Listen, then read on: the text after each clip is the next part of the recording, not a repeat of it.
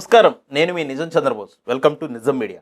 మన నిజం మీడియాలో ప్రసారమయ్యేటువంటి నిజం నిర్ధారణ కార్యక్రమానికి స్వాగతం. ఈ రోజు నిజ నిర్ధారణలో భాగంగా ముంబైకి చెందినటువంటి నటి కాదంబికా జత్వాని ఏ టీవీ ఛానల్ పెట్టినా, సోషల్ మీడియా ఓపెన్ చేసినా, ఎక్కడ చూసినా కానీ ఈమె గురించినటువంటి కథనాలుగా పుంకానుగా వస్తున్నాయి. అయితే ఒక సెక్షన్ ఆఫ్ మీడియా అంతా ఈమె గురించి మంచిగా, ఈమెని ఆంధ్రాకి సంబంధించి గతంలో ఉండబడినటువంటి ప్రభుత్వం వేధించిందని చెప్పేసి వాళ్ళు రాతలు రాస్తున్నారు, వాళ్ళు టీవీ ఛానల్లో ప్రచారం చేస్తున్నారు. ఒక సెక్షన్ ఆఫ్ మీడియా అంతా ఏం చెప్తుందంటే ఆమె మంచిది కాదు, ఆమె వేశ్యతో సమానము, ఆమె వ్యాపారవేత్తలకు వలవేసి వాళ్ళ దగ్గర నుంచి డబ్బులు గుంజుతుంది అని చెప్పేసి జగన్ గారికి అనుకూలమైనటువంటి మీడియా ప్రచారం చేస్తుంది. అయితే ఇదంతా కన్ఫ్యూజన్గా ఉంది. మనది నిజం మీడియా కదా, నిజాన్ని నిర్ధారించి చెప్పాలి కదా. అలాంటప్పుడు ఈ కేసు గురించి అసలు ఏం జరిగింది ఏందనేది క్లుప్తంగా కొద్ది నిమిషాల్లోనే నేను మీకు అర్థమయ్యేటువంటి రీతిలో చెప్పే ప్రయత్నం చేస్తా. వీడియోలోకి వెళ్తే మీరు గమనించండి. ఒకసారి మనం ఆధారాలు తీసుకొని ఆధారాలతో మాట్లాడాలనుకున్నప్పుడు ముందుగా ఆంధ్రజ్యోతి పత్రికను చదువుదాం. ఆ పత్రికలో ఉన్న కొన్ని వార్తలను మనం గమనిద్దాము. డిస్ప్లే చేస్తున్నాను చూడండి. ఇక్కడ చూస్తే మనం పక్కా స్కెచ్తోనే జగన్ మనుషులను కాపాడేందుకు ముంబై నటి బలి అనేది టైటిల్గా పెట్టి వార్తేశారు. జత్వానీ కేసులో ట్విస్టుల మీద ట్విస్టులు, నిబంధనలు తుంగలో తొక్కి తాడేపల్లి డైరెక్షన్లోనే కదా ఎస్ఐ వెళ్ళవలసిన కేసులో ఎస్పీ స్థాయి అధికారి నోటీసులు ఇవ్వకుండానే ఏకంగా వారింటితో ముంబైలో కేసు నమోదయ్యాక జగన్తో సజ్జన్ భేటీ. ఈ లైన్ని మళ్ళొక్కసారి చదువుతాను, మీరు చూడండి. ముంబైలో కేసు నమోదయ్యాక జగన్తో సజ్జన్ భేటీ. ఆ తరువాతే ఇబ్రహీంపట్నంలో జత్వానీపై కేసు. తెల్ల కాగితాలపై బలవంతపు సంతకాలైన మర్నాడే కడపలో జగన్తో కలిసి సజ్జన్ భూమి పూజ. ఈ మాటను మళ్ళీ చూడండి. కడపలో జగన్తో కలిసి సజ్జన్ భూమి పూజ. విద్యాసాగర్ భూముల్ని రాయించుకోవడం అనేది కట్టు కథ అనేది వార్త. నేను ఆ న్యూస్ పేపర్ ఎంటైర్లో 2 లైన్లని పదే చదివి వినిపించాను. కారణం ఏంటంటే అక్కడ సజ్జన్ జిందాల్ అనేటువంటి ఒక పేరు కోసం. ఈ పేరు ఎవరిదయా అంటే ఈ భారతదేశంలో ఉండబడినటువంటి ప్రముఖ పారిశ్రామికవేత్త అనమాట. ఈయన ఏం చేశాడంటే ముంబైకి చెందినటువంటి ఒక నటి పైన రేప్ అటెంప్ట్ చేశాడని చెప్పేసి ఆమె ఒక కేసు పెట్టింది మహారాష్ట్రలో. కేసు పెడితే ఆ కేసుని అక్కడ ఆయనకి పరిష్కరించుకోవడం చేతగాక, అక్కడ ప్రభుత్వాలు ఆయనకి సహకరించక, ఆయనకు ఉండబడినటువంటి ఆంధ్రప్రదేశ్ రాష్ట్రంలో ఉండబడినటువంటి ప్రభుత్వంతో పరిచయాలను ఆధారంగా చేసుకొని నాకు ఇలా ఒక సమస్య వచ్చింది, ఇలా ఒక స్త్రీ నా మీద కేసు పెట్టింది, ఆ కేసును వెనక్కి తీసుకునేలాగా మీరు నాకు సాయం చేయాలని చెప్పేసి వీళ్ళని సాయం అడిగితే ఇక్కడ పోలీసులు కుక్కల విద్యాసాగర్ అనే ఒక వైసీపీ నేత చేత ఆమె మీద ఒక కేసు పెట్టించి ఆమెని ముంబైలో అరెస్ట్ చేసి తీసుకొచ్చి ఇక్కడ ఆమెను బంధించి దాదాపుగా 40 నుంచి 45 రోజుల పాటు ఆమెను అనేక రకాలుగా వేధించి ఆమె మళ్ళా తిరిగి వెళ్ళి ఆ జిందాల్ గారి మీద పెట్టినటువంటి రేప్ కేసుని విత్డ్రా చేసుకునే విధంగా చేశారు. ఇది ఆరోపణ. వైసీపీ ప్రభుత్వం మీద ఉండబడినటువంటి ప్రధానమైనటువంటి ఆరోపణ. మీరు చూడండి, ఏ న్యూస్ ఛానల్ చూసినా ఒక సాక్షి లేదా జగన్మోహన్ రెడ్డి గారికి అనుకూలంగా ఉండే మీడియా ఛానల్లో తప్పితే మిగతా న్యూస్ ఛానల్ అన్నీ ఇదే విధంగా కథనాన్ని ప్లే చేస్తూ ఉన్నాయి. అయితే ఇక్కడ సజ్జన్ గారు, ఈ సజ్జన్ గారినే నేను ఎందుకు అండర్లైన్ చేశానంటే మీరు గమనించారు కదా, మీరు విన్నారు కదా, నా మాటల్లో ఉన్నారు, ప్రధానమైనటువంటి మీడియా ఛానల్ అన్నిటి మాటల్లో కూడా మీరు విన్నారు. ఏమని విన్నారు? ప్రధానమైనటువంటి మీడియా ఛానల్ అన్నిటిలో కూడా సజ్జన గారే ఈ కేసుకు మూలాధారము, ఆయనే ఇదంతా పనిగట్టుకొని చేయించారనేటువంటిది వార్త. అయితే మీరు ఇక్కడ గమనించవలసింది ఏంటంటే నిన్న మొన్న ఆంధ్రప్రదేశ్కు సంబంధించినటువంటి మంత్రి అయినటువంటి నారా లోకేష్ గారు ఆ సజ్జన్ గారి గురించి కొన్ని వ్యాఖ్యలు చేశారు. ఆ వ్యాఖ్యలు తాలూకు సంబంధించినటువంటి విషయాన్ని ఇప్పుడు మనం గమనిద్దాం. ఆయన ఏం మాట్లాడుతున్నాడు వీడియో చూసి దాన్ని మనం డిస్ప్లే చేసుకుంటూ మాట్లాడుకునే ప్రయత్నం చేద్దాం. ఎగ్జామ్ అపేర్ అవుతున్నారు, వాళ్ళ కోరిక మేరకు వినండి అక్కడ లోకేష్ గారు మాటలు. మళ్ళీ బ్రేక్ ఇచ్చి డిఎస్సీ పెడితే బాగుందని కోరారు. అది నేను నాకు వాట్సాప్ లో పెడితే తీసుకుని చేశాను. అట్లా అన్ని స్ట్రీమ్ లైన్ చేస్తున్నాం. ఏపీఎస్సీ కూడా చైర్మన్ లేరు, కొత్త చైర్మన్ నియమించాలి, మొత్తం స్ట్రీమ్ లైన్ చేస్తాం.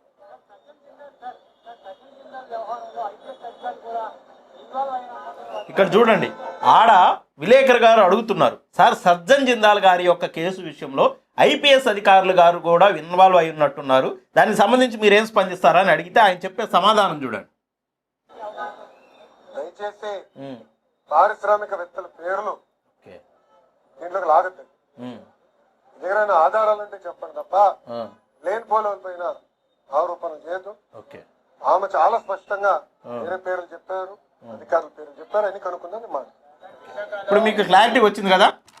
ఇప్పుడు ఏ మీడియా అయినా ఏం చెప్తుంది, ఏ మీడియా ఛానల్ అయినా మీరు గమనించండి, అది ఆంధ్రజ్యోతి అయినా, ఈనాడైనా, వార్తాపత్రికలైనా, వాళ్ళకి సంబంధించిన పేపర్లైనా, వాళ్ళకి సంబంధించిన సోషల్ మీడియాలైనా సజ్జన్ జిందాల్ గారు వల్లనే, ఆయనే ఆంధ్రప్రదేశ్లో అప్పుడుండబడినటువంటి జగన్మోహన్ రెడ్డి గారి యొక్క ప్రభుత్వానికి వందల కోట్ల రూపాయలు లంచం ఇచ్చి ఇక్కడ ఉండబడినటువంటి పోలీసు వ్యవస్థని వాడుకొని ఆమెని ముంబై నుంచి ఇక్కడికి తీసుకొచ్చి ఆమెను అనేక రకాలుగా ఇబ్బంది పెట్టి ఆమె చేత మళ్ళా రేప్ కేసుని విత్డ్రా చేసుకునేలాగా చేశారనేది ఈ ప్రధానమైనటువంటి మీడియాల యొక్క ఆరోపణ. మరి ఆరోపణలు అయినప్పుడు కేసు ఎవరి వల్ల? సజ్జన్ జిందాల్ గారి వల్ల. మరి ఆయన గురించి మాట్లాడొద్దు అంటాడేంది లోకేష్ బాబు గారు? నాకు అర్థం కావట్లా. దీని అంతటికీ మూల కారణం ఆయనే కదా.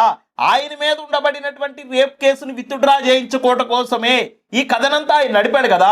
మరి అలాంటప్పుడు ఆయన పక్కన పెట్టమంటారేంది? ఎవరైతే ఈ రోజున టీడీపీకి అనుకూలంగా ఉండబడినటువంటి మీడియాలో మాట్లాడుతున్నాయో, లేకపోతే టీడీపీ నాయకులు మాట్లాడుతున్నారో, ఏమని మాట్లాడుతున్నారు వీళ్ళు? వాళ్ళు వైసీపీ ప్రభుత్వము సజ్జన్ జిందాల్ గారి కాడ వందల కోట్ల రూపాయలు తీసుకొని ఆమెని ఇబ్బంది పెట్టి ఆమె చేత ఆ కేసు విత్డ్రా చేయించారని చెప్తున్నారు. మరి ఈ రోజున నాకు డౌట్ వస్తుంది, లోకేష్ గారు 800 కోట్ల రూపాయలు ఆయన దగ్గర నుంచి తీసుకున్నారు, ఆయన పేరెత్తొద్దంటారేంది? ఆయన ఏమన్నా చిన్న వ్యక్తి? ఆయన నాకు తెలిసి ఆయనకు ఉండబడినటువంటి పరిచయాలతోటి మీరు గమనించండి, మహారాష్ట్రలో ఉండబడినటువంటి ముఖ్యమంత్రితో ఆయనకు అద్భుతమైనటువంటి పరిచయాలు ఉన్నాయి. పక్కన ఫోటోలు డిస్ప్లే అవుతున్నాయి చూడండి. జగన్మోహన్ రెడ్డి గారితో ఆయనకు అద్భుతమైనటువంటి పరిచయాలు ఉన్నాయి. ఆ ఫోటోలు కూడా డిస్ప్లే అవుతున్నాయి చూడండి. అంత ఎద్దుకబ్బా. ఇప్పుడు ఎవరైతే ఆయన గురించి మాట్లాడొద్దు, పారిశ్రామికవేత్తలను వదిలేయండి అని చెప్పేసి మీడియా సాక్షిగా చెప్తున్నాడు లోకేష్ బాబు గారు. లోకేష్ బాబు గారికి కూడా ఆయనతోటి అద్భుతమైనటువంటి పరిచయాలు ఉన్నాయి, మీకు డిస్ప్లే అవుతున్నాయి, చూసుకోండి కావాలంటే. వీళ్ళని వదిలేయండి. వీళ్ళంతా రాష్ట్రాలకు సంబంధించినటువంటి ముఖ్యమంత్రులు. నేను ఈ మాట ఎందుకు చెప్తున్నానంటే, ఒకవేళ సజ్జన్ జిందాల్ గారు ఈ కేసుని పరిష్కరించుకోవాలంటే, లేదు ఆమెను భయపెట్టాలంటే మహారాష్ట్రలో ఉండబడినటువంటి ముఖ్యమంత్రి చేతో లేదా ఆ వ్యవస్థను ఆడుకొనే భయపెట్టవచ్చు. ఆయనకి అక్కడ పరిచయాలు లేవంటే మీకు చూపించాను, నేను డిస్ప్లే చేశాను ఫోటోలు, అద్భుతమైనటువంటి పరిచయాలు ఉన్నాయి. వీళ్ళంతా ముఖ్యమంత్రులు, ఇప్పుడు ఉండబడినటువంటి ప్రతిపక్ష నాయకులు, వీళ్ళందరిని పక్కన పెడితే ఆయనకు ప్రధానమంత్రి గారితో అద్భుతమైన పరిచయాలు ఉన్నాయి. ఆ ఫోటోలు డిస్ప్లే అవుతున్నాయి చూడండి.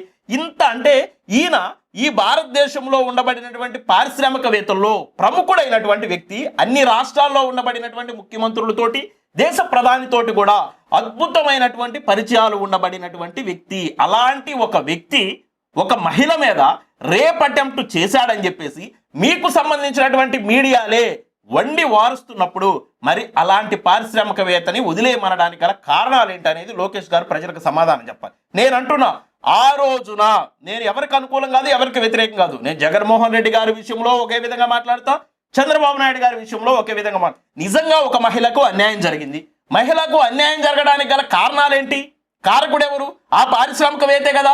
ఆ పారిశ్రామికవేత్త దగ్గర ఆ రోజున 100 కోట్ల రూపాయలు వైసీపీ ప్రభుత్వం తీసుకొని ఆ మహిళను వేధిస్తే ఈ రోజున లోకేష్ గారు కానీ, చంద్రబాబు నాయుడు గారు కానీ, కూటమి ప్రభుత్వం కానీ ఎన్ని వందల వేల కోట్ల రూపాయలు ఆయన దగ్గర తీసుకొని ఆయన వదిలేయండి అని చెప్తున్నారు. ఆయనేమో వదిలేస్తారంట. ఈ కేసు అంతటికి కారణమైనటువంటి వ్యక్తినేమో ఆయన అసలు వదిలేయాలంట, ఆయన గురించి మాట్లాడొద్దంట.